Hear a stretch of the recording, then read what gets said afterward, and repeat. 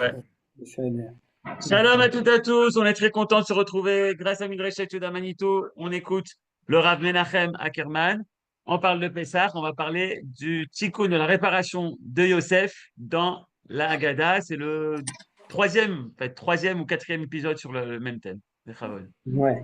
Je crois que c'est le troisième. Bonjour à tous et à toutes.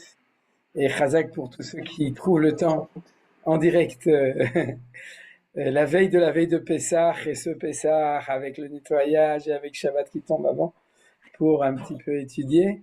Johan, on essaye, moi je le ferai aussi, de mettre le cours directement, c'est-à-dire ce soir. C'est Comme ça, essaye. Moi, en tout cas, ceux qui nous suivent directement ici, je vous enverrai le contact dans le groupe WhatsApp de mon enregistrement, comme ça vous pourrez.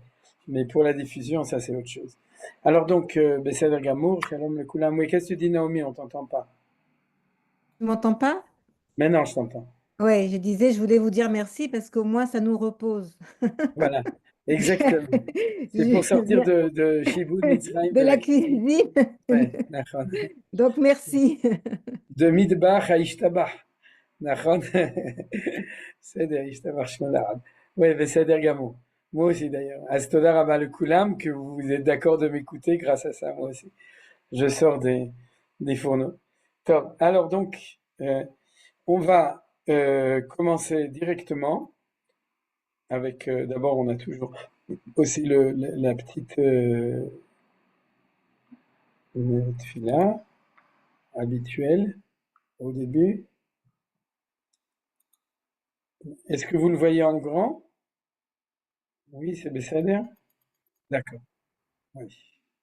Besséder, d'accord. On le voit seulement petit, Quoi? c'est petit, c'est pas grand. Pas sur toute bien, la tu peux feuille? un tout petit peu plus si tu peux, mais sinon c'est bien.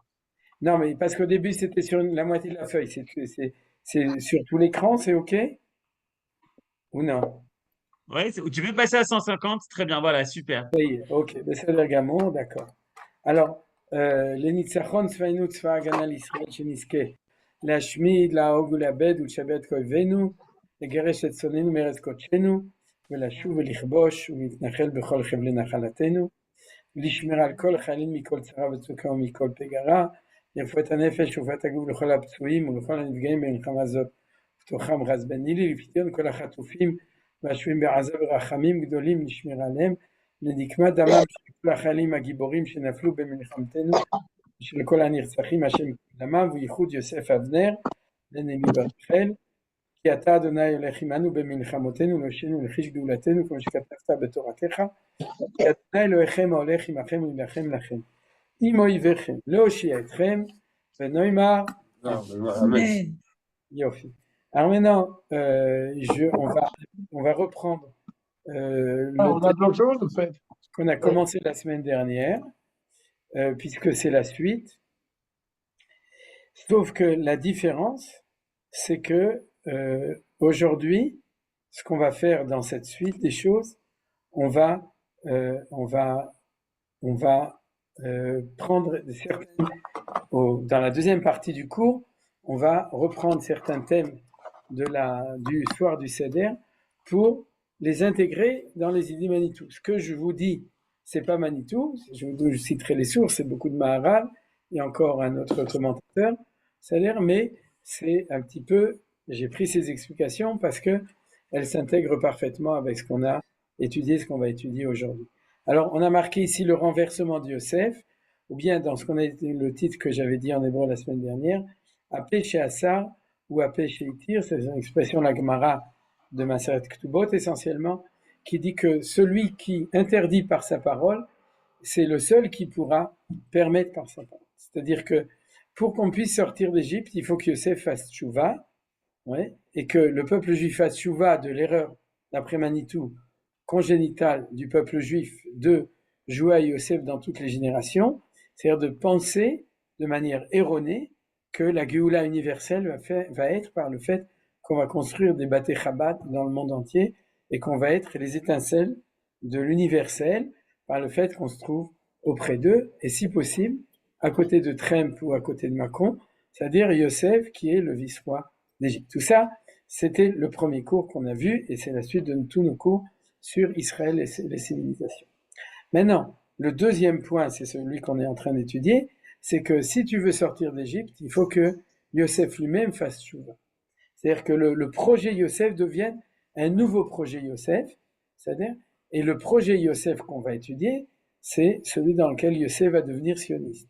C'est-à-dire qu'il va croire qu'en effet, il faut travailler dans le monde de la politique et de la matérialité, comme il a fait avec Pharaon, politique puisqu'il est vice-roi d'Égypte, il s'appelle Sophnat-Panéar, il est déguisé en roi égyptien, c'est-à-dire, et économique parce que son rôle, c'est de sauver l'Égypte de la famine, et par cet intermédiaire, il est le phare des nations, c'est-à-dire il éclaire le monde, il fait que le monde reconnaît la présence de Akadosh Baruch Hu dans le monde par le fait que Yosef s'appelle Sophnat Panéar. Sophnat Panéar, c'est-à-dire celui qui est capable d'interpréter les choses cachées du monde. C'est-à-dire que c'est lui qui, par l'intermédiaire du fait qu'il est le bienfaiteur du monde, c'est-à-dire dans sa réussite, il est transparent au fait qu'il révèle la présence de Hachem dans le monde. Ça, c'est le rêve messianique de Yosef qui va, comme disait Manitou, qui va finir en catastrophe. Alors, une fois qu'il finit en catastrophe, c'est les 210 ans, ou en tout cas les 80 et les 90 ans de persécution et d'exil terrible d'Égypte, c'est-à-dire il faut donner la clé de la liberté. Il faut savoir comment est-ce qu'on va faire. Alors, la pensée habituelle des gens, c'est de dire, c'est-à-dire, puisque Yosef s'est trompé, disons comme ça, on a Yosef et Yehuda. Prenons cet exemple, d'accord? C'est-à-dire qu'on a Yosef et Yehuda. Yehuda, d'après Manitou, qui est celui qui ne va pas se compromettre dans le rêve de Yosef, et c'est aussi, entre parenthèses, la raison, d'après Manitou, pour laquelle Yehuda et ses frères vont condamner Yosef à mort en le jetant dans un puits, c'est-à-dire parce qu'il dit, tu as un projet messianique qui est catastrophique, qui va finir à Auschwitz. C'est-à-dire donc, ou dans les pyramides d'Égypte. Donc nous, on n'est pas d'accord avec toi. Alors, dans une vision dialectique binaire habituelle, c'est-à-dire Yosef doit mourir et c'est Yehuda qui va le remplacer. Vous comprenez? C'est-à-dire si tu as fait un projet qui était mauvais, c'est pas grave, Zoro va arriver, il va le remplacer et puis toi, tu vas aller aux oubliettes de l'histoire. Ça, ce serait une possibilité, tout à fait. Ce serait une option. D'ailleurs, c'est une option qui est souvent envisagée par certaines personnes, même dans le milieu religieux, de dire l'option Yosef connaît pas, c'est l'assimilation, c'est le rapprochement vers l'égoïsme. Donc, il faut que celui-là disparaisse pour que nous, on va pouvoir faire, sauf un projet complètement dans la Kedusha de Yehuda. Ce qu'on a vu, c'est Yehuda, le religieux. Or, la Torah nous dit absolument pas. Et c'est ça le grand Chiddush. C'est-à-dire que Dieu ne renonce pas au projet de Yosef.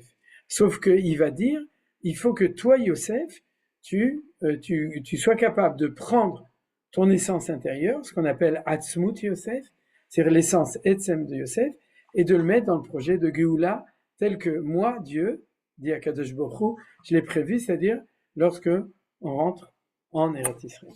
Alors là-dessus, on va voir deux points. Tout d'abord, le fait que Yosef lui-même, et ça, je me souviens plus qui avait fait cette remarque la semaine dernière, mais il y avait quelqu'un, je me demande si c'était pas Marc, qui avait déjà fait, ou peut-être quelqu'un d'autre, qui avait fait remarquer que Yosef lui-même, à la fin de sa vie, va dire cette chose-là. Ça, c'est le deuxième verset qu'on va voir. Le premier verset, pour vous montrer la vision incroyable de Manitou dans ses développements, parce que la grandeur de Manitou, c'est que quand tu étudies, en fait, tu vois qu'il avait une vision globale. Une fois, j'avais parlé avec Raïm, je lui avais dit, il faut sortir un livre qui montre la globalité de la pensée de Manitou, parce que tout est intégré en fin de compte, et c'est une des choses qui sont magnifiques. Vous voyez que, alors je vais vous montrer où c'est comme ça. C'est dit, qui c'est le péché Itir du péché Assar? Ouais, Yosef, quand on est sorti d'Égypte, ça fait longtemps qu'il était mort et enterré. C'est-à-dire, il n'était pas enterré, il était en marée, c'est-à-dire il était ennihilé, c'est-à-dire annihilé, puisqu'on avait jeté son cercueil métallique à l'intérieur du Nil pour que les Égyptiens ne le prennent pas et ne se l'approprient pas, justement parce qu'il était presque un demi-dieu en Égypte, donc il était dans un endroit secret, il n'y a que avec une formule magique qui était en souvenir chez la seule personne qui était encore vivante à cette époque, parce qu'elle a vécu 400 ans, qui s'appelle Serach Bat Asher, la fille de Asher qui connaissait. Il fallait jeter un petit papier où il y a marqué Aléchor. Il y a là, Aléchor, Shor c'est le symbole de Yosef, allez remonte, et à ce moment-là, c'est comme ça que le cercueil en métal de Yosef a fini par remonter à la surface, miracle, et c'est comme ça qu'on a pu prendre Yosef. Donc Yosef lui-même, en tant que personne vivante, ne peut pas nous sortir d'Égypte. On n'a pas de Messie qui revit à ce moment-là pour nous sortir d'Égypte. Il faut quelqu'un qui soit vivant en chair et en os, et qui c'est celui-là? C'est Moshe Rabbeinu. Alors c'est ça que je vous ai dit qui est absolument incroyable, c'est-à-dire que Manitou, et là on fait un raccourci de dizaines de cours de Manitou, il va avoir une lecture de toute la vie de Moshe Rabbeinu, c'est-à-dire en disant que Moshe Rabbeinu, si Yosef nous fait descendre en Égypte, c'est-à-dire la descente aux enfers, Moshe va nous refaire monter et il va reprendre tous les stades dans lesquels se trouve Yosef.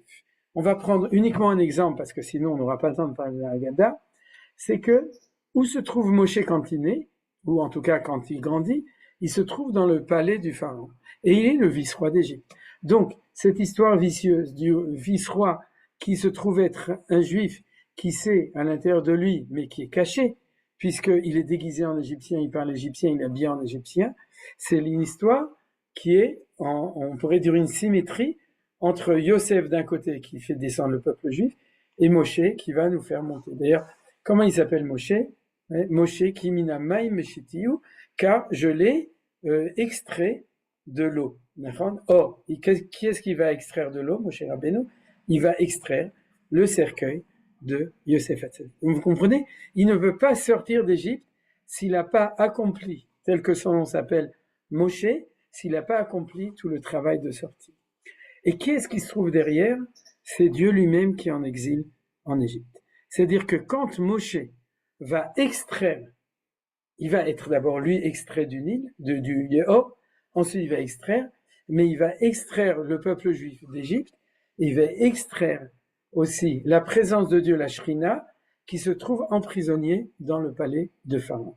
Vous comprenez? Il n'y a que Yosef a fait descendre le nom de Dieu dans le palais de Pharaon, c'est-à-dire, d'ailleurs il le dit lui-même, quand il parle avec Pharaon, seulement à la fin, le nom de Dieu devient prisonnier, de même que le peuple juif est prisonnier d'Égypte, la Shrina, elle est pas Stam Begaluta, la Shrina, elle est Asura Begaluta, elle est enfermée. Tous ceux qui disent Tikkun Hatzot connaissent ce genre de texte. Malheureusement, c'est pas mon cas, je me lève pas tous les jours, c'est-à-dire, mais presque jamais d'ailleurs. Mais en tout cas, tous ceux qui s'occupent de ce genre de choses, comme disait Manitou, ouais, la Shrina, quand elle est en galoute, c'est pas qu'elle est en tioul bechutzlaret. C'est pas qu'elle allait se promener, c'est-à-dire elle est en exil. Et que tant qu'on est en exil, la Shrina souffre du fait qu'elle est avec nous en exil. Et ça s'appelle qu'elle est prisonnière. Et lorsque Moshe va sortir d'Égypte, il va sortir la Shrina d'Égypte. Tout c'est marqué ici. Vayomer Adonai el Moshe, bo el paro, ki ani irbati et libo vet levavada, ma'an shiti otota ele bekirbo. Mais on n'a pas besoin de tout le verset, on a besoin que du début du verset. Dieu dit à Moshe, viens chez Pharaon. D'accord? Ouais. Or, et pourquoi est-ce qu'il lui dit d'aller chez Pharaon? Pour lui dire, si tu renvoies mon peuple, sinon tu vas avoir les sauterelles, et puis après les sauterelles, tu vas avoir le rocher, et après le rocher, tu vas avoir le makat bechorot. Et le Zohar HaKadosh nous dit, ouais, c'est vrai, il y a quelque chose qui est anormal dans ce passage. Parce que dans ce passage qui aurait dû marquer, Lechel paro mi ba'ele. Il veut dire, va chez Pharaon. Parce que où est-ce que Moshe parle avec Hachem? Il parle chez Hachem, à la yeshiva, ou dans le ciel, dans son rêve, d'accord? Ou bien au Beth Midrash, ou bien au Beth Knesset. Ouais, la bride. Non, pas du tout. Ouais, c'est-à-dire, et là, ce qui a marqué, c'est très clair. Moshe Rabbeinu, lui, il est en Goshen, il est avec les Hébreux. Et lorsque Akadosh Baruch Hu dit à Moshe, tu dois aller parler chez Pharaon, il lui dit, viens chez Pharaon. Donc, où est Akadosh Baruch Hu? Il est dans le palais du roi. Vous voyez, c'est marqué. C'est-à-dire qu'Akadosh Baruch Hu, il fait le beau. C'est-à-dire, il lui dit, je suis là, et puis tu dois venir. Et le Zohar Kadosh, bien entendu, il continue, il dit, tu crois que c'est une partie de plaisir? Je veux que tu viennes parce que tu vas me sortir du palais de Pharaon. Et il dit, Adrien, le go Adrien, tu dois rentrer dans une pièce, et encore une pièce, et encore une pièce, comme dans la Megillat Esther, jusqu'à ce que tu arrives au plus profond de la Galoute Mitzrayim, qui se trouve dans le palais de ce sale Pharaon, ce Paro Aracha qui est là-bas. Et tu dois aller jusqu'à là-bas pour me sortir, parce que je ne peux pas sortir tout seul. Vous avez compris pourquoi il ne peut pas sortir tout seul? Parce que Tsarich Leafsik ima conceptia. Il faut arrêter avec la conception de Yosef. Il faut l'enlever, il faut la démystifier, il faut expliquer que ce n'est pas ça le projet du peuple juif, et il faut prendre le nom de Dieu et réussir à le libérer d'Égypte. Ça, c'est la première chose. Donc, c'est ce que fait Moshe. Alors, je rajoute un point qui est très important, c'est que dans cet enseignement, Manitou continuait dans une idée qui a énervé beaucoup de gens. Il disait, de notre temps, comment s'appelle le Moshe qui était au plus profond à Vienne du palais du Pharaon et qui de là-bas a pu nous sortir? Il s'appelle Binyamin Zev Herzl. Ouais. Pourquoi? Parce que Dieu n'a pas choisi un rabbin de synagogue pour nous sortir d'Égypte. Il nous a choisi quelqu'un qui, comme première proposition, il a proposé que tous les juifs s'assimilent pour résoudre le problème de l'antisémitisme. Et ensuite, il a fait tchouva, il a compris que la seule manière de le faire, c'était de ramener le peuple juif en Eretz Israël. Et comme vous connaissez des recherches de notre ami, j'ai oublié son nom, qui montre que celui qui est dentiste, maintenant j'ai un trou de mémoire, celui qui s'en souvient, qui a écrit un livre entier pour montrer que Herzl n'était pas un juif assimilé, en fin de compte, mais il avait des sources juives, mais en tout cas, il était quand même à Vienne. Quoi? Jacques Weiss. Ouais, Todarabah. Jacques Weiss, Todarabah Nili, parce que Beshem Ombro c'est important, qui a prouvé tout ça, mais il était quand même à Vienne. Et il a quand même réagi avec une pensée européenne, humaniste, de là où se trouve la culture, et il a sorti le nom de Akadosh Baruch Hu de là-bas. C'est-à-dire, alors, c'est pour ça que Manitou disait, le Moshe Rabbeinu, qui était le Goël de leur époque, pour nous, certes, alors il y a des gens à qui ça ne fait pas plaisir, et pour Manitou, c'était normal. Si Moshe Rabbeinu sort du palais de Pharaon, et c'est le fils adoptif de Pharaon, et que c'est si difficile de le faire, il ne faut pas s'imaginer que de notre temps, ça se fera autrement. Donc ça, c'est le premier point que je voulais souligner aujourd'hui. Et maintenant, on va continuer avec le deuxième point. Le deuxième point, vous vous souvenez, c'est qu'on est dans le cours de la semaine dernière, de nouveau, encore une fenêtre ouverte vers quelque chose d'énorme. On avait parlé du mythe chrétien de Judas et de Joseph. Vous vous souvenez, là, c'est plus Yehuda et Yosef, c'est Joseph, le père de JC, et Judas va des rétro Satanas, qui est celui qui est le traître, Judas le traître. Alors, ce qui est très important, c'est que, si vous voulez, pour le christianisme, c'est ou l'un ou l'autre. C'est ou tu es du côté de Judas, d'ailleurs tu es juif, donc tu es poursuivi puisque tu es le traître, ou tu es du côté de Joseph et tu es sauvé. Alors pourquoi est-ce que Dieu ne peut pas faire une Géoula de Yehuda sans Yosef? Vous avez compris maintenant? Parce que s'il fait une Géoula de Yehuda sans Yosef, dans le fond, il confirme l'approche binaire, l'approche de l'un ou de l'autre, de la tradition chrétienne, du mythe chrétien, à la place de la tradition hébraïque. Alors, ce que je vous dis maintenant, c'est ce qu'on est en train d'étudier dans le cours de Kol HaTor. C'est-à-dire que les chrétiens, ils ont Kol HaTor, ils ont tout le tort, c'est-à-dire, et nous, par contre, c'est-à-dire, on est en train d'expliquer que le projet de réussite, c'est Veloïdach Mimenoïdach. Le projet de Géoula doit être Yosef et Yehuda ensemble. Alors, comment c'est possible? Eh bien, c'est très très simple, c'est ce qu'on étudie dans les textes de Rav Kook, par exemple, sur Herzl, justement, ou dans le Kol HaTor, c'est que il doit y avoir, de même que Yosef travaillait avec Pharaon, maintenant Yosef va travailler avec Yehuda. Yehuda, David, c'est la Malchut, vous vous souvenez? David, Melech Israël, Chai Vekayem. Et dans la Kabbalah, Yosef, Yesod, Yehuda, Malchut, Yichud, unité, entre les deux valeurs qui doivent être tout le temps en Yichud, qui sont Yesod, Malchut, pour tous ceux qui servent dans la Kabbalah, Shamor Vezachor, Naase Venishma, il y a plein de Yichudim qui sont les Yichud, Yesod, Malchut. La neuvième sphira quand on commence d'en haut, qui est Yesod, qui est Yosef, et la 10e quand on commence d'en haut, qui est la Malchut. Alors, sans rentrer dans les détails, parce que quand on fait de la Kabbalah, c'est plus compliqué, c'est-à-dire c'est plus compliqué à expliquer, mais dans le principe général, c'est que la Géoula viendra lorsque Yosef va dire, avec mes valeurs, c'est-à-dire qui sont les valeurs politiques et économiques, je vais fertiliser là le côté Yehudi de la Torah juif, qui est celui de Yehuda.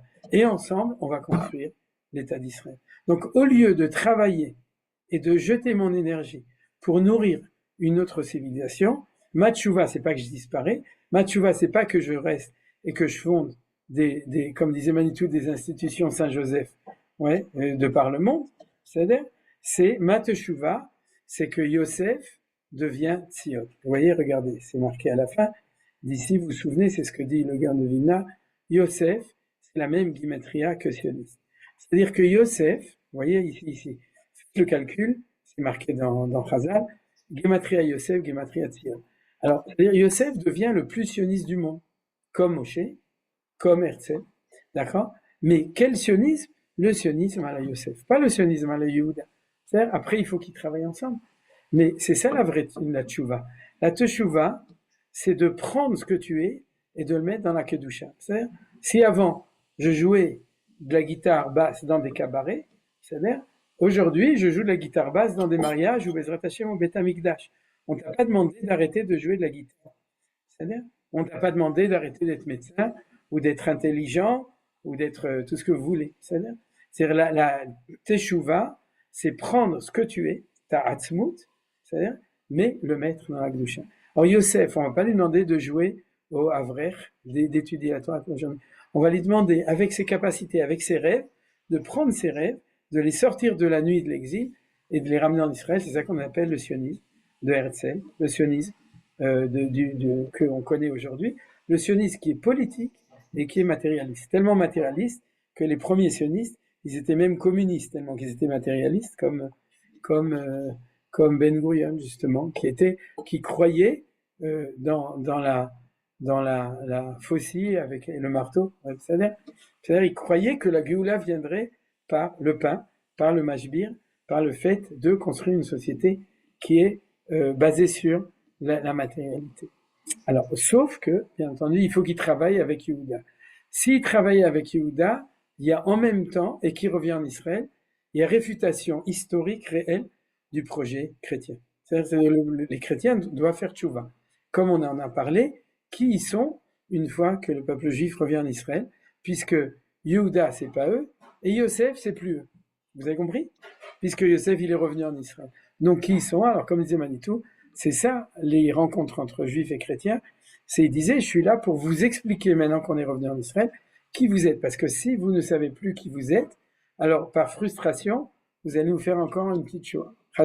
C'est-à-dire, alors, puisque vous avez le choix, alors il faut que je vous explique qu'est-ce que c'est que le christianisme, c'est-à-dire lorsque Yosef revient en Eretz Israël. Tout ça, c'est une parenthèse importante.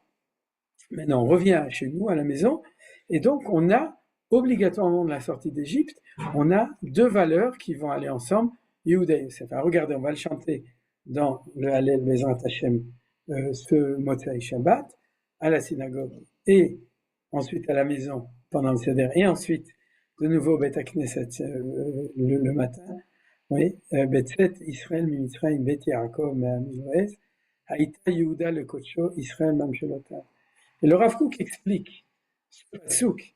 Il dit, vous voyez, il y a une redondance. Il y a marqué Haïta Yehuda le Kocho, Israël, Mamshelotav. Et c'est aussi une redondance. Bet-Set, Israël, Mimitzrayim, Bet Yaakov, Me'amizraez. C'est normal. Je vous ai déjà expliqué que toutes les prophéties, ils sont toujours en poésie. Et la poésie hébraïque, c'est toujours la poésie de la redondance. Pourquoi? Parce qu'un prophète parle d'une vérité avec un yichud. Quand il y a un yichud, il y a toujours deux valeurs et qui sont dans le même passage. Reprenez Shirat Hayam, Shirat Dvorah, Shirat David, Teilim, c'est toujours comme ça. Alors là, on a un très bel exemple. Alors là, c'est quoi la redondance? Bet-Set Israël Mitzrayim, si tu sors d'Égypte. Qu'est-ce qui sort d'Égypte? Il n'y a que Yehuda ou il n'y a que Israël? Il y a les deux qui sortent. Donc, Haïta Yehuda le Kocho et Israël Mamshelota. Alors, qu'est-ce qui est intéressant? C'est que quelle est l'identité, ça c'est Rav Kook, de ce que amène au moment de cette Israël Mitzrayim, de ce qu'amène Yehuda, Yehuda, qu'est-ce qu'il amène? Il amène la Kedusha. C'est-à-dire? Ok. Et qu'est-ce que Yosef? Israël, c'est Yosef. Dans toutes les prophéties, on met Yehuda et Israël. Comme on dit dans le Nusach Ashkenaz, sur Israël, Kuma Bezrat Israël, ou Fede Chinumecha, Yehuda et Israël. C'est-à-dire, juste avant de dire Gal Israël, les Sfaradim n'ont pas cette phrase-là. Alors, il y a Israël, Mam Shelotav. C'est quoi Mam Shelotav? C'est les problèmes de Memshala. Qui est-ce qui dirige le pays? Est-ce que c'est le Bagat ou est-ce que c'est la Memshala? Mais en tout cas, ici, on nous dit Israël, c'est Memshala. C'est-à-dire, celui qui est la Memshala, c'est la dimension de Israël, c'est la dimension de Yosef.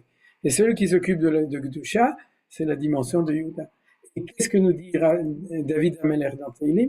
Quand tu sors d'Israël, les deux sortent ensemble. Vetset, Israël, Mitzrayim et Yaakov et Amolad. C'est pensé d'ailleurs que c'est obligatoire que le début du Passouk, il va avec la fin du Passouk. Or, comme il est marqué ici Israël, c'est un Passouk où la première partie est inversée par rapport à la deuxième. C'est-à-dire, Bet Yaakov, c'est le synonyme de Yehuda, puisque Israël, c'est le synonyme d'Israël. Vous voyez? Donc, c'est-à-dire, là, la première partie du Passouk, c'est 1-2. La deuxième partie, c'est 2. Non, c'est 2 versets. Le deuxième, c'est 2-1. D'accord? Ça, c'est une symétrie avec l'axial, avec le milieu. Alors, ça va très bien. Bet Yaakov, Kotomar le Bet Yaakov, Tekel le Bet Israël. La maison de Jacob, c'est le côté de Yehuda. Et Me'am Loez d'un peuple étranger. Eux, quand ils sortent, ils savent qu'ils étaient étrangers là-bas. C'est-à-dire, alors que les Beth Israël, ils sortent d'une politique d'être en Égypte parce que l'Égypte, c'est la valeur, comme Yosef, et ils reprennent la même chala pour la ramener en Eretz Israël. Ça, c'est une proposition, vous n'êtes pas obligé de l'accepter, mais en tout cas, Rav Kook, lui, il a parlé de la deuxième partie, et ça, c'est clair, net. Yehuda, le Kocho, Israël, Mam Shotav, et on sort ensemble les deux ensemble. Voilà. Narem, Oui. excuse-moi, j'ai une question parce qu'on dit que Beth Yaakov, ce sont les femmes aussi, non? Oui, Nachon.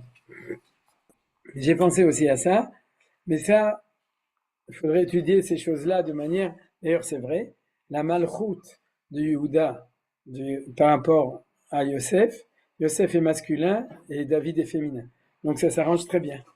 Tu vois, c'est-à-dire que dire que Beth Yaakov, en tant que secret de Yehuda, il est féminin. Mais attends, ça c'est la Kabbalah, parce que David Ameler, c'est du royaume, et c'était un Gibor, et le royaume, il est masculin dans son sens de puissance, mais il est féminin au niveau de la relation entre le Yesod et Malchut.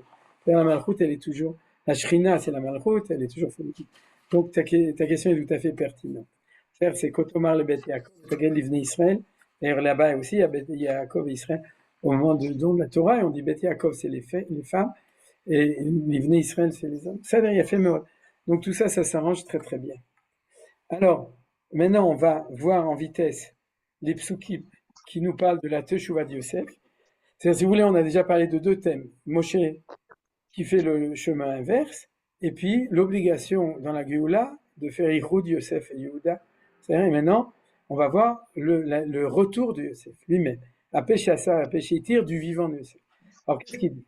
Ça, c'est la fin du livre de Bereshit. Donc, on comprend très bien que la galoute du peuple juif ne peut commencer que si Yosef, lui, a dit « Je me suis trompé », c'est-à-dire, et on rentre « We come back to Israel ». D'accord? Puisque jusqu'à ce moment-là, Yosef ne voulait pas rentrer, il voulait fertiliser.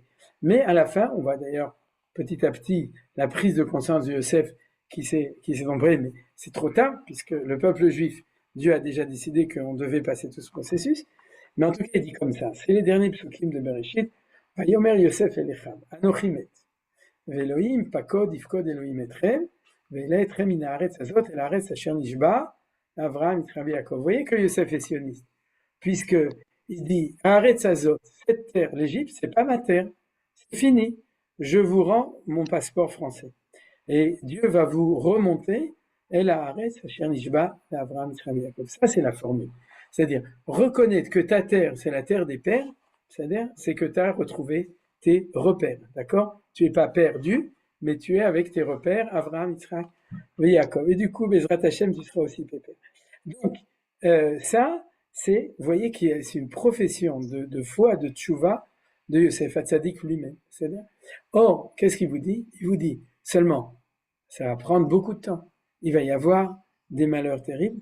Comment est-ce que vous saurez que le moment est arrivé, je vous donne un nom de code, et ce que je vous dis la semaine dernière, le nom de code, c'est pas code, if code. Donc vous voyez, le mot code est dedans, c'est-à-dire pas code, if code, et Yosef dit, sachez que le jour où vous entendrez pas code, if code, c'est que on a fini l'exil, et je suis avec vous en tant que ossement, il y aura quelqu'un, Moshe Rabbeinu, qui va vous sortir, il va vous dire ça, et quand vous entendrez de Moshe le mot pas code, vous saurez que c'est que l'histoire de l'exil d'Égypte est finie, et que le moment est arrivé de sortir. Ça, c'est un truc incroyable. C'est-à-dire, Menachem, ouais, il y a un nom de code. Ouais.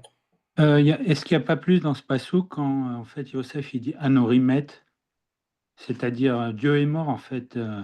Tu sais la phrase de Nietzsche. Oui, c'est incroyable ce que tu dis, mais c'est tout à fait vrai. Et Manitou l'a dit à propos de ça.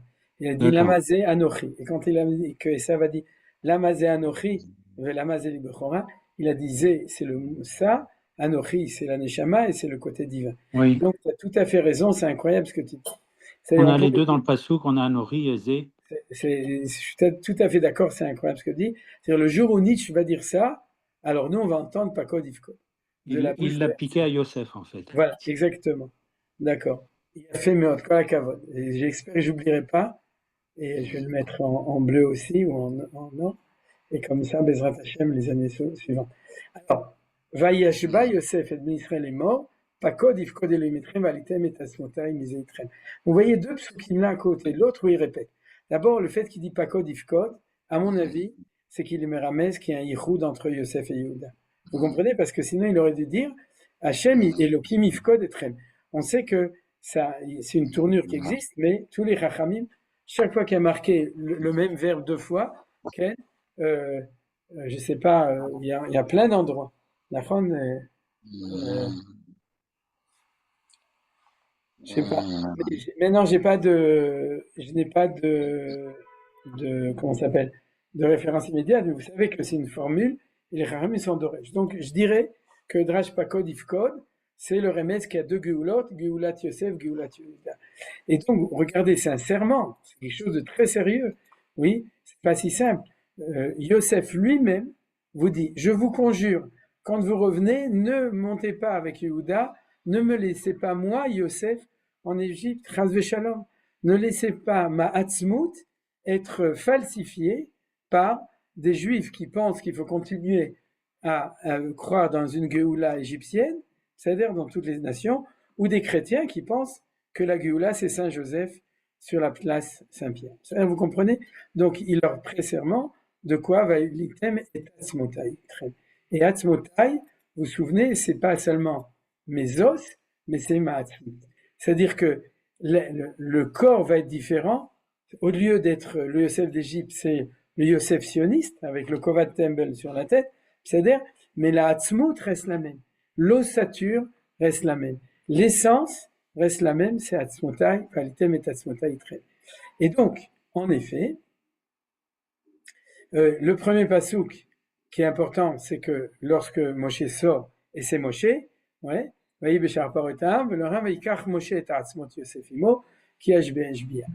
que qui est-ce qui va prendre la maout, l'essence de Yosef?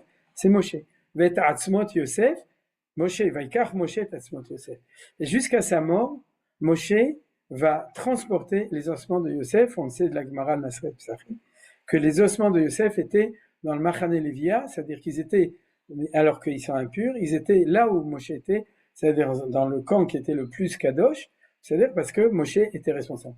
Et quand Moshe va mourir, c'est Yehoshua qui va continuer et qui va enterrer Yosef Hashem. Il y a ici une prise de responsabilité claire de continuer et de faire ce projet de sortir tout ça. Alors, quand Moshe va, Dieu lui dit, Lech v'asafta zikne Israël v'artalem Adonai v'avotechem niraela Elohe Avraham Yitzchak v'Yaakov lemo pakot pakati etrem v'tasu lechem v'Israël. Vous voyez le parallèle incroyable entre le pasouk de Yosef qui a été dit environ 150, entre 200 et 150 ans avant, c'est-à-dire qui parle de Avraham, Yitzchak, Yaakov et de Pakod Ifkod, et Dieu qui dit, va dire aux enfants d'Israël, ouais, ça. Or, ça s'intègre totalement, parce que à ce moment-là, Moshe Rabbeinu est au buisson ardent, en hébreu le sné, d'accord? Et Dieu va lui dire, va dire aux enfants d'Israël, ce n'est qu'un au revoir, vous devez quitter l'Égypte. Et Moshe Rabbeinu dit, ils vont pas me croire. Ve'em lo yaminu li, ils vont pas me croire. Qu'est-ce que je vais faire? Et Hachem lui dit, tu sais quoi? Il y a un nom de code. Tu vas leur dire, ils vont te croire. Et c'est ce qui a marqué ici. Nachon, Vaoma, Ale, Tren, Nim Israël, Eretz Kanani, Aprisi, etc. C'est-à-dire, les morts Pakot, Pakati. C'est quoi? Va leur dire Pakot, Pakati. C'est-à-dire que quoi? Tu vas sortir un papier, tu vas leur dire, ça y est, on a fini avec la descente de Yosef, on est en train de se préparer à pouvoir sortir. C'est ça le code. Et la preuve, Vayamenam, Vaishmeu ki pakad Adonai et Bnei Israël, Vechira et Oniam, Vaikedu, Vaishtachavu. C'est-à-dire dans tout la scepticité, je sais pas comment dire, le fait que, on le voit dans la paracha de Shemot et dans la paracha de Vaïra et dans les 40 ans dans le désert, que le peuple juif, il est toujours, peut-être c'est pas vrai, peut-être qu'il faut retourner en Égypte, peut-être qu'on va pas être libéré, etc. Ouais. Le moment clair où ils ont cru, il y en a d'autres, c'est-à-dire qui ressemble d'ailleurs au moment de la sortie d'Égypte, c'est Vayamenam, ça c'est un truc extraordinaire. Le peuple a cru, pourquoi? Parce qu'ils ont entendu un mot, Pakot, donc ils croient. C'est-à-dire, ils se remercient, ils font le Hallel de Yom Ha'atzmaut pour remercier Akadosh Baruch Hu que ça s'est passé comme c'était prévu. Voilà, ça c'est donc la première partie du cours. Je n'ai pas eu le temps de préparer, vu le nettoyage de Pessah, les sources écrites de la suite du cours, donc ce sera Torah chez Beralpé.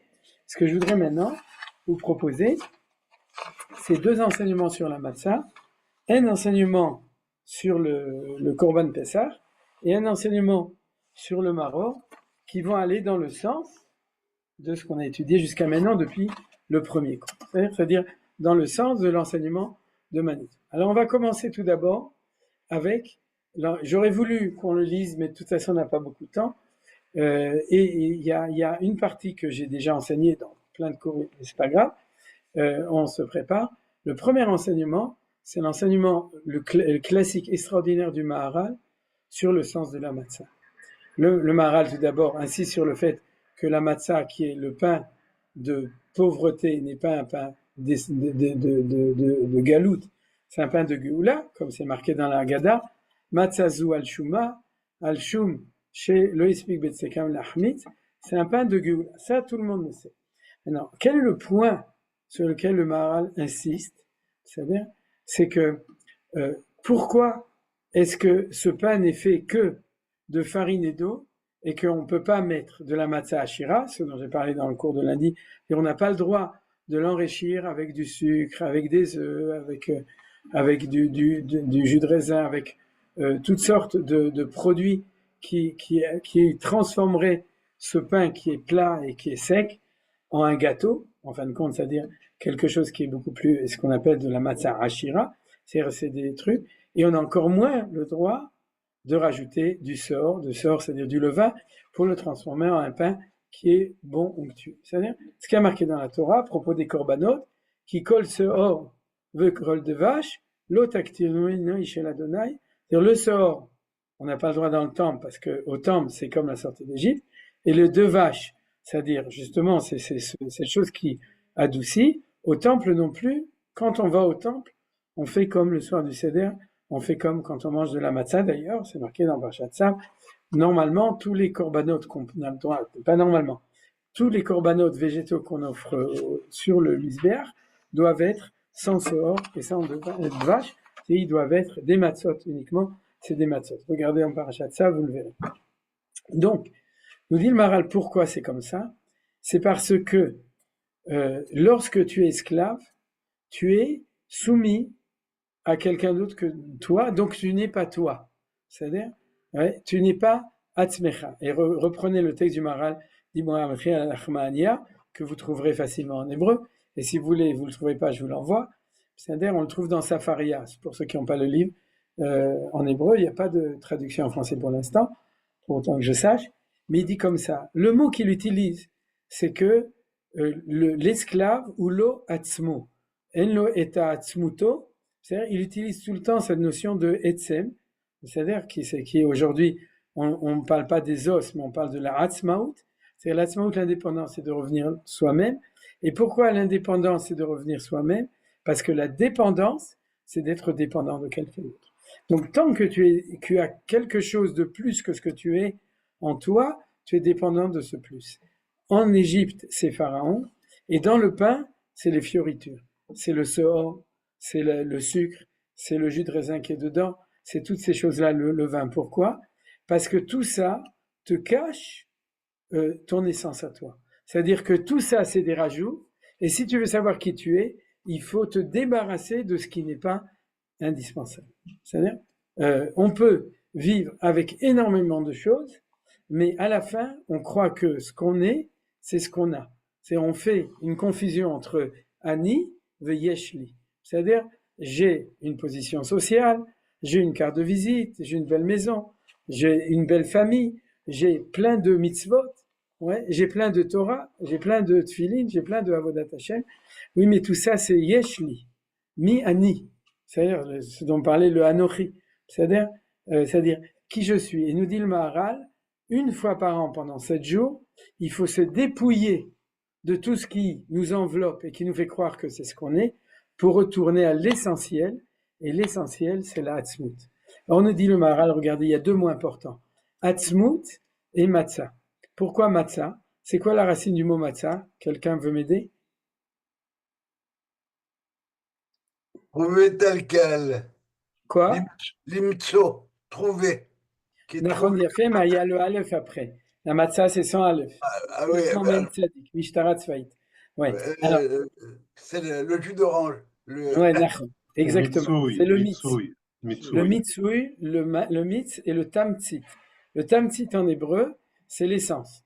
Pourquoi? Parce que la substantifique jus, c'est-à-dire ça s'appelle le mitz, d'accord? C'est-à-dire lorsque je prends un fruit avec tout, je veux sortir l'essentiel, et l'essentiel c'est l'essence, et l'essence, c'est-à-dire, on appelle ça en hébreu même tzadik, et donc la matzah, son nom est comme il lui est. Par exemple, il y a marqué à propos du korban des Ophot, c'est-à-dire les Ophot de la semaine dernière, Vedamo imatse, oui, al-kira misbeach. C'est-à-dire que quand tu extrais le sang pas d'un poulet, des 2 sortes Torim Obnei Yona, et que tu le rejettes, il n'y a pas marqué tu vas asperger le sang, tu vas sortir l'essence, l'imatse, donc c'est ça le mot. Vous voyez qu'il y a 2 mots qui sont essentiels, donc le mot qui est marqué dans la Torah Matzah, et le mot que va utiliser le Maharal qui est Eitzem. D'ailleurs, dans Eitzem, il y a Tzadik même, c'est les mêmes lettres qui se retrouvent, sauf qu'il y a un Aïn au début. C'est-à-dire que l'essentiel de sortir d'Égypte, et maintenant j'utilise la phrase du Maharal, c'est de couper avec tout ce qui fait que tu es dépendant d'autre chose. Donc, être indépendant, c'est être capable de faire une rupture avec ce qui te rend dépendant. Traduction d'après Manitou, c'est-à-dire, pendant 200 ans de civilisation égyptienne, on croyait, au début en tout cas, que tout allait bien, mais on ne se rendait pas compte que dans tout ce qui va bien extraordinaire, on avait fini par perdre notre Hatzmut, notre indépendance, notre essence même, et parce qu'on était devenu, à Vadim le parent, on était devenu dépendant de valeurs étrangères, des mêmes Tetchar et Touma, des valeurs d'une autre civilisation. Et nous dit Manitou, c'est pour ça qu'on mange de la matzah, parce que manger de la matzah, c'est se couper de la civilisation précédente pour devenir nous-mêmes. Alors vous voyez que de ce point de vue-là, c'est-à-dire l'idée de Manitou va totalement dans ce sens-là. Ouais. Être indépendant, c'est être capable de décrocher de cette civilisation dans laquelle tu es. Or, pour continuer avec l'idée de Manitou, vous me direz, mais alors pourquoi il faut la matzah, et pourquoi le hametz chayav karet, et pourquoi c'est tellement compliqué de faire la matzah, pourquoi c'est tellement important? Si c'est tellement grave et tellement important, il y a aussi le balira ou balimatzé, l'interdiction de posséder. Si la Torah a mis une focalisation tellement importante sur la matzah et tellement grave sur le hametz, c'est qu'elle est en train de nous dire, c'est que sache que dans toute l'histoire, le jour où viendra où il faudra décrocher, ouais, eh bien, ce sera très difficile. Parce que si c'était facile, on n'aurait pas de matzah. On mangerait des pommes, on jouerait au billes, je sais pas, n'importe quoi. Si c'est tellement difficile, c'est que c'est très difficile de couper. Vous comprenez? Alors pourquoi c'est difficile? Parce que ce rêve d'être le phare des nations, c'est un rêve qui est congénital, à l'intérieur de l'identité du peuple juif. C'est ce qu'on a étudié jusqu'à maintenant. Donc, il faut se souvenir que quand le temps viendra, alors il faut couper. Et ça, c'est une kavana quand on mange la matzah. C'est-à-dire que Bezrat Hashem, cette année, quand on va manger de la matzah, il faudra penser à toutes les coupures de courant qu'il va falloir faire pour sortir de la dépendance de valeurs géographiques, spirituelles, culturelles, ouais, qui font que nous, ou les gens autour de nous, ou le peuple juif, ou le monde entier, n'est pas encore complètement sorti d'exil. Alors ça, c'est la kavana. Quand on ingurgite la matzah le soir du seder, il faut manger un kazaït bichdei achilat pras. Ce qui est important, c'est comme je l'ai dit souvent, il ne faut pas regarder la montre. C'est-à-dire, on n'est pas en Suisse. Il faut penser que intégrer la matzah, c'est intégrer cette valeur de liberté. Donc, intégrer cette valeur de rupture, ouais, qu'on intègre au moment où on mange ce premier kazaït. Donc, il ne faut pas parler, il ne faut pas dire des bêtises. Il faut se concentrer sur notre zechut d'avoir cette mitzvah. On a travaillé dur pour ça, on a payé beaucoup, on a invité beaucoup de gens, on est invité, etc. Tout ça, c'est pour arriver à cette quintessence de ce moment de quelques minutes où on mange la matzah. Alors c'est ça que je vous propose. Et dites-vous tout ce qu'il y a comme profondeur de sens de la matzah d'après ce qu'on a appris jusqu'à maintenant, d'après cet enseignement Baruch Hashem, qui vient de Manitou. Alors je vous donne une deuxième explication. C'est celle de Rav Yosef Jikatila. Je l'ai cité de temps en temps, mais j'ai jamais fait de cours dessus. Rav Yosef Jikatila, il était au moment de Giroush Sfarad, il était en Espagne et ensuite il est arrivé, je me souviens plus où. C'est le Baal Sha'arei Ora, celui qui a écrit le livre que Manitou adorait et qu'il a enseigné plusieurs fois pour enseigner les bases de la Kabbalah, le Sha'arei Ora. Et Rijikatila, il avait un petit ktaviat dans lequel il donnait un commentaire sur la Haggadah, et le Rav Menachem Kacher dans la Haggadah Shlema, à la fin, il l'a retrouvé, il l'a édité. Je pense que jusqu'au moment où le Rav Menachem Kacher l'a édité, les gens ne le connaissent pas d'ailleurs, c'est pour ça qu'il l'a édité. Donc ceux qui veulent, je peux aussi éventuellement, si vous ne le trouvez pas, c'est pas très long, je peux éventuellement, il sera aux côtés, vous l'envoyer, mais je vais vous donner l'essentiel à propos de la matzah qu'il dit. Il dit comme ça.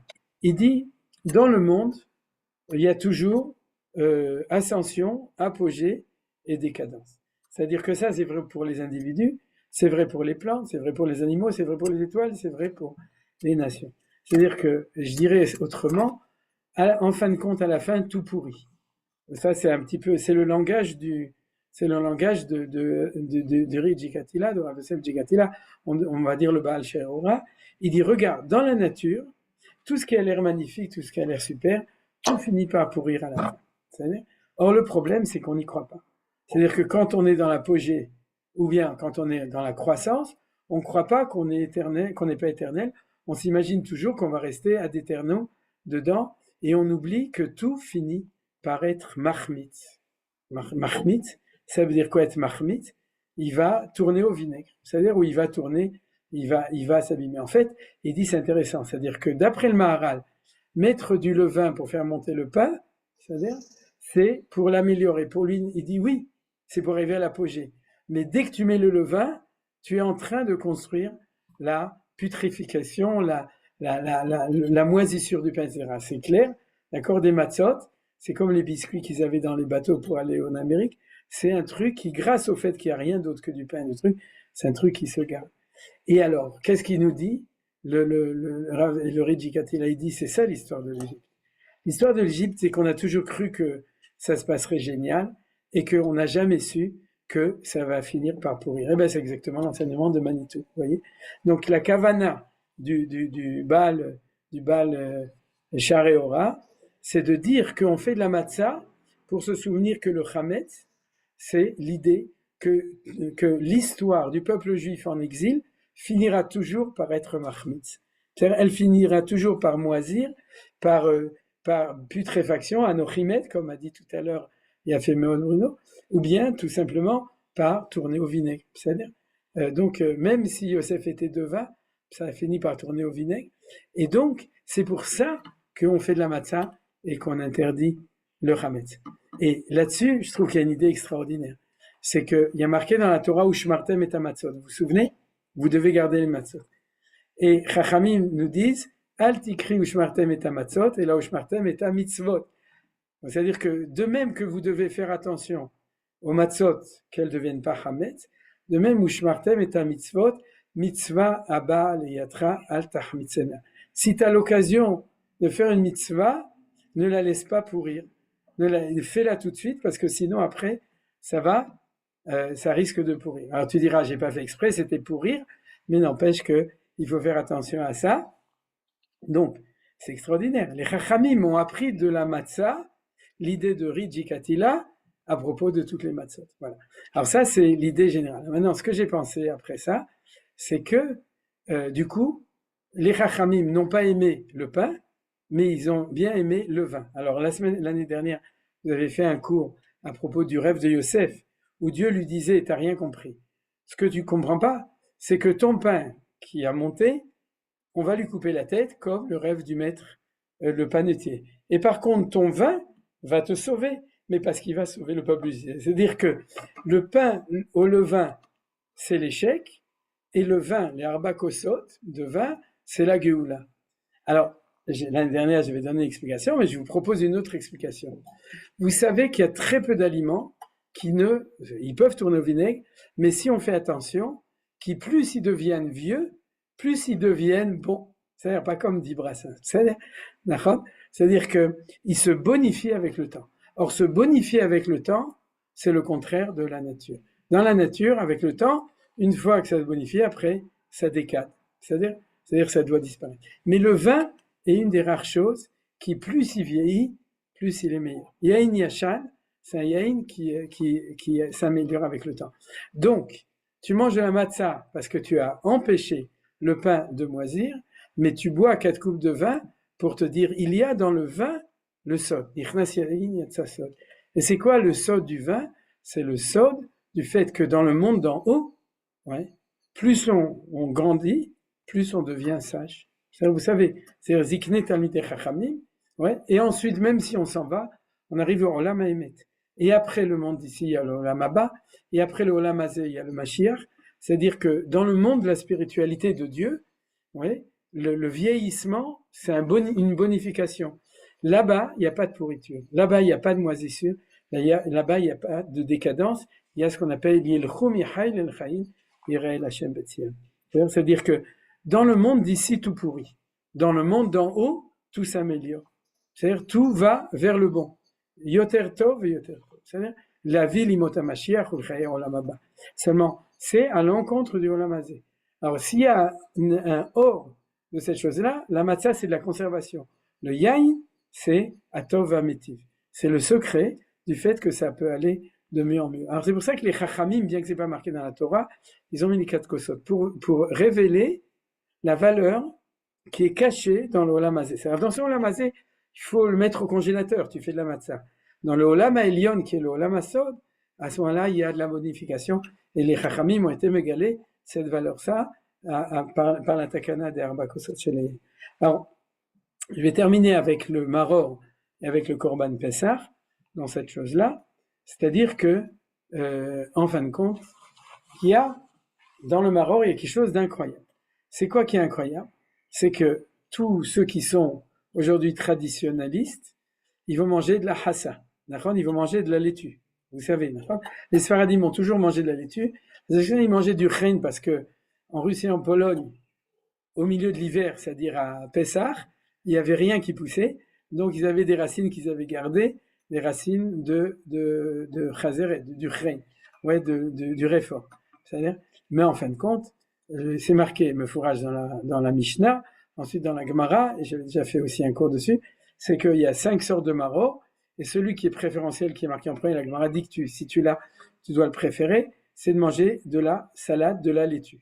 Alors le pshat, c'est parce que nos ennemis, on les tue. Donc c'est pour ça qu'on mange de la laitue.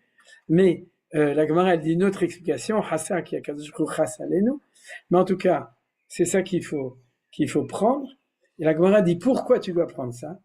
Parce que la laitue, quand tu la manges, quand elle n'a pas poussé encore, quand elle est comme ça, je sais pas comment dire, en touffe, elle est douce.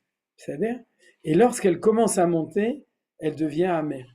C'est-à-dire, elle est plus douce, elle est hasti douce, et puis ensuite elle est amère. D'accord? Et donc, elle dit, mais alors pourquoi est-ce qu'on mange pas de la laitue montée?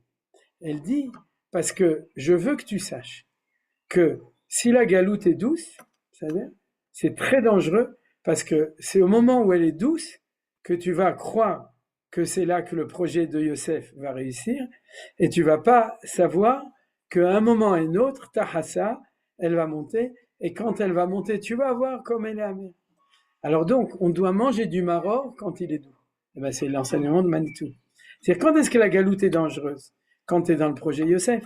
Ouais, c'est-à-dire, quand tu es en persécution, tu sais que Pakod Ifkod Elokim Etrem, que c'est fini et qu'on va rentrer à la maison. Mais c'est trop tard, Habibi. Il fallait te réveiller avant. Il fallait te réveiller quand c'était douce. Alors c'est pour ça qu'on mange du maror comme ça. Donc vous voyez que d'après cette kavana, on va manger du maror doux, c'est-à-dire, vous le savez, nous allons manger du maror doux, et on va dire, oui, on veut pas de ce maror.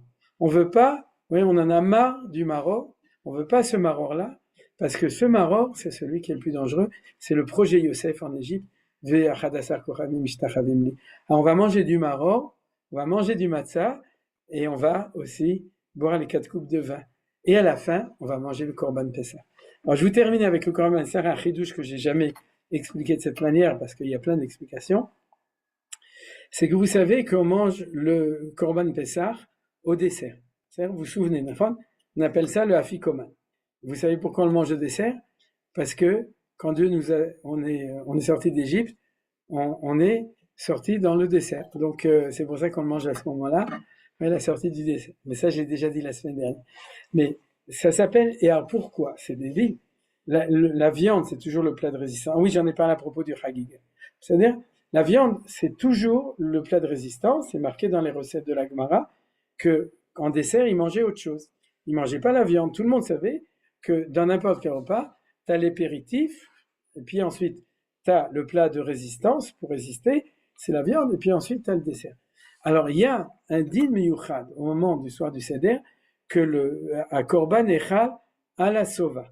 C'est-à-dire quand tu es rassasié. Et c'est pour ça que tous les années, on doit manger du Chagiga, c'est-à-dire on doit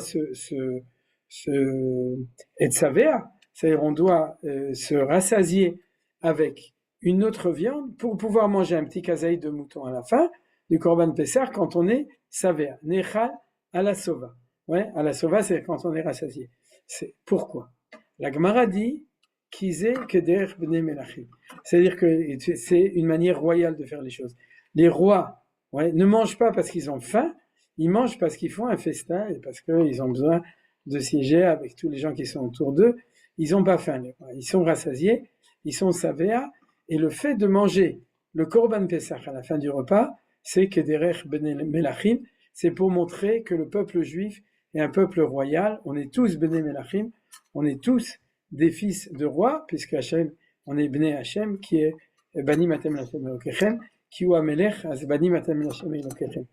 Et de sortir d'Égypte, c'est recevoir cette madriga, ce niveau d'être comme un melech.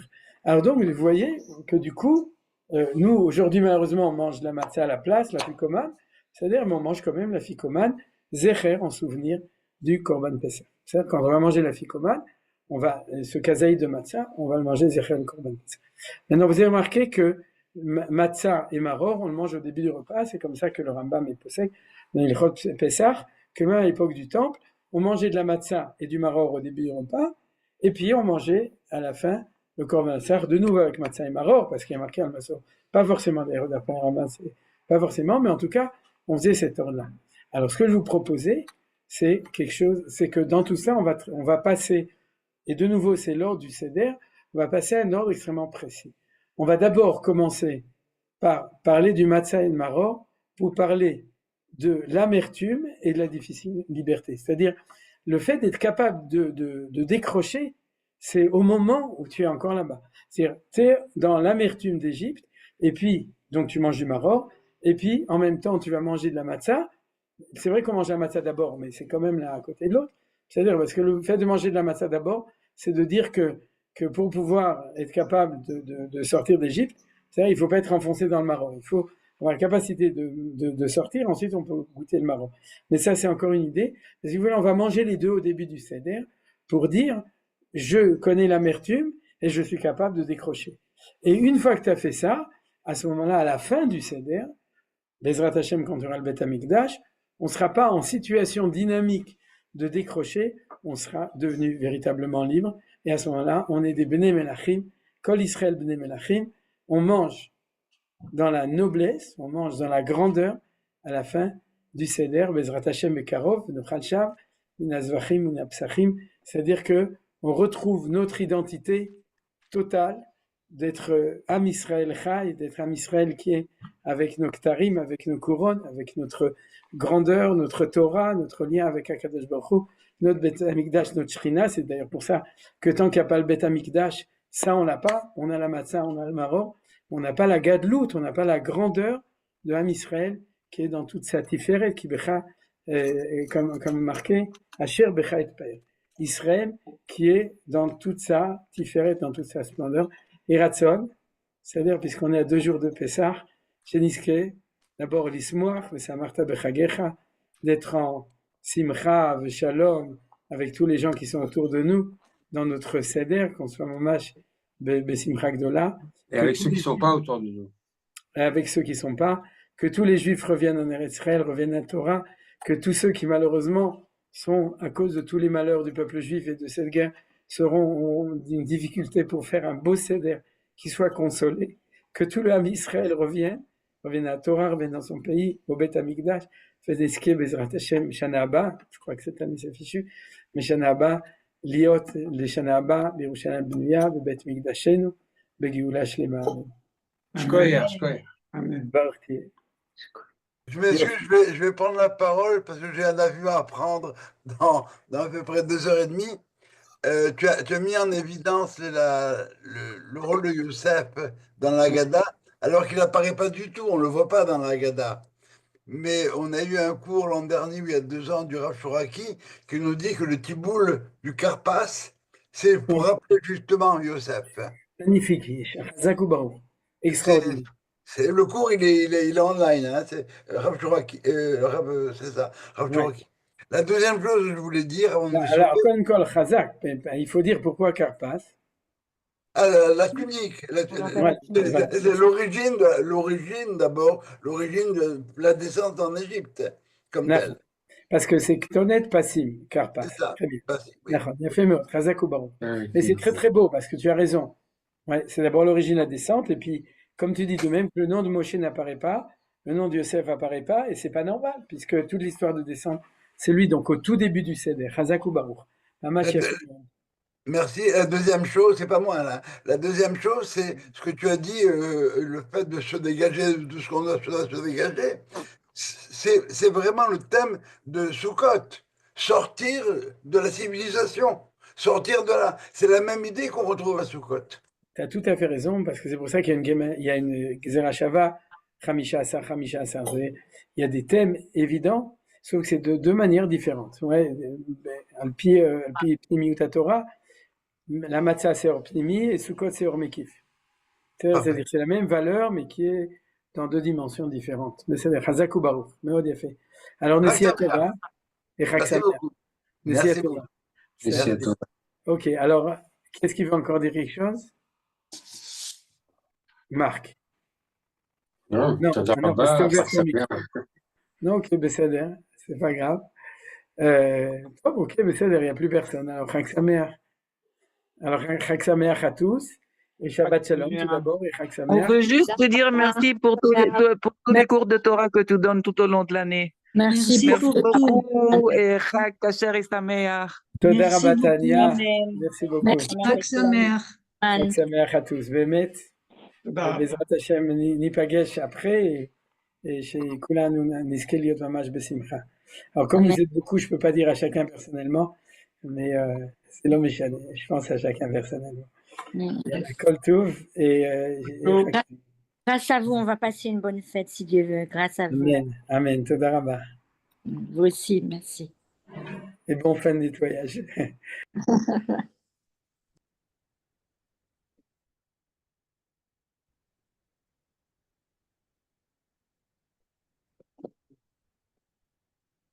Qu'est-ce qu'il y a ici? Tu dis qu'il y a un gâteau. Quoi? Il y a le gâteau. Un gâteau ici au surgelé? Oui, au surgelé, enlève-le. Un gâteau halavi. Je pense que c'est tout. Tout le reste, ça va. Voilà, vérifie que La glace, là, est-ce qu'elle Non, est- non, la glace, ça va. C'est de la glace. C'est pas de la viande. C'est pas du machin. Il n'y a pas, non. Tofu, Tofu, tout ça, c'est des trucs qu'on a droit, enfin, qu'on ne mange pas peut-être. On a droit. Il n'y a pas de problème. qu'est-ce que c'est ça, du riz? Oui, oui, c'est permis. Non, c'est les mémoulaïm. C'est Besséder. Comme c'est Besséder. C'est du riz avec des machins. Il n'y a que le gâteau. Enlève le gâteau, c'est tout. Il n'y a pas de pain. Il n'y a pas. Il y a un beurre que je voudrais pour le manger pour ça à la fête.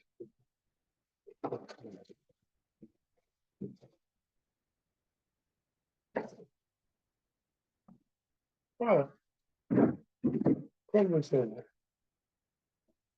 Tout le reste, c'est pas, on ne mange pas à Pessah, mais c'est pas.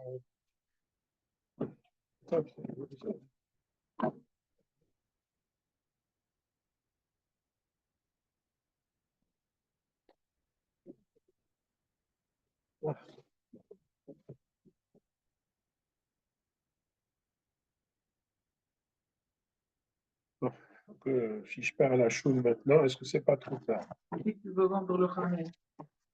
Ici. Ça aussi, faut faire. Tiens, c'est très avec moi. Hein?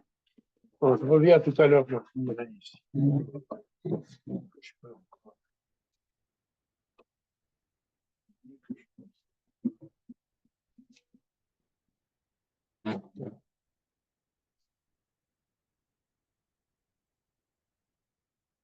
Le saumon, je jette, personne ne va le manger.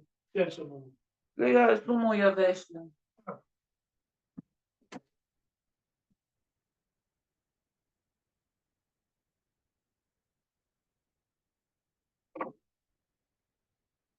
La voiture. Hein? Dans la voiture. Qu'est-ce que tu as fabriqué ici? Ben, j'ai des trucs à ranger, j'ai pas le temps de les ranger. Mais je vais le faire. Bon, ça c'est rien. Je dois prendre des médicaments, je vais préparer des trucs.